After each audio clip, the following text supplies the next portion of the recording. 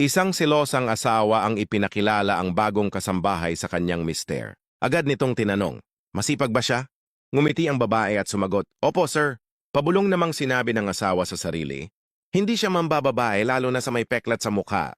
Sinabi ng mister, linisin mo ang kwarto ng anak ko tapos tayo'y mamimili. Habang nagbabayad sa tindahan, napansin ng babae ang isang pulseras sa loob ng pitaka ng lalaki. Nanigas siya sa gulat. Naalala niya ang pulseras na iyon, tanging alaala bago siya mawalan ng memorya dahil sa aksidente. Pagkatapos mamili, tahimik siyang pumunta sa kusina at nagsimulang magluto.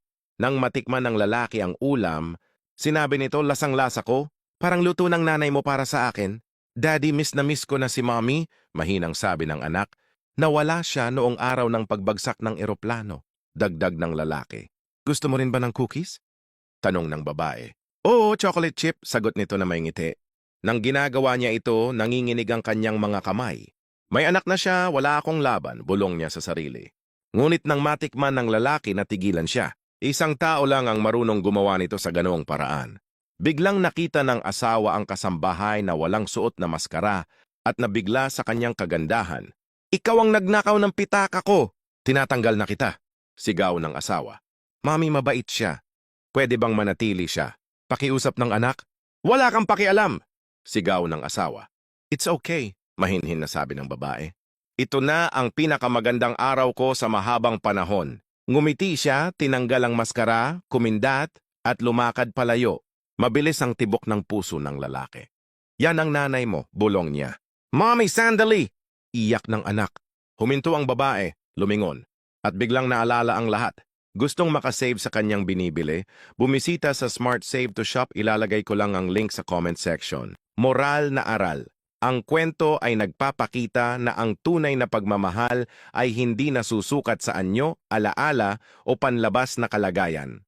Kahit mawala ang mga alaala dahil sa trahedya, ang ugnayan ng puso at kaluluwa ay nananatiling buo.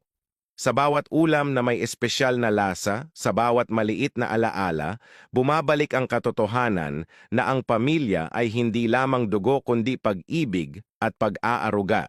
Ipinapakita rin nito na ang paninibugho at padalos-dalos na paghuhusga ay maaaring humadlang sa mas malalim na katotohanan at na ang pagpapatawad at pagbibigay ng pagkakataon ay maaaring magbukas ng pinto sa pagbabalik ng nawawalang pagmamahal.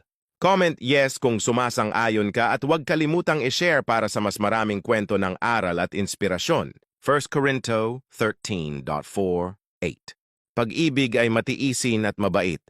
Hindi ito naiinggit, hindi nagmamapuri, hindi nagmamataas.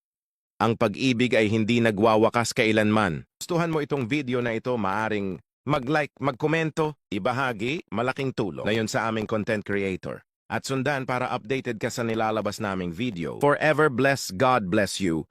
Ingat!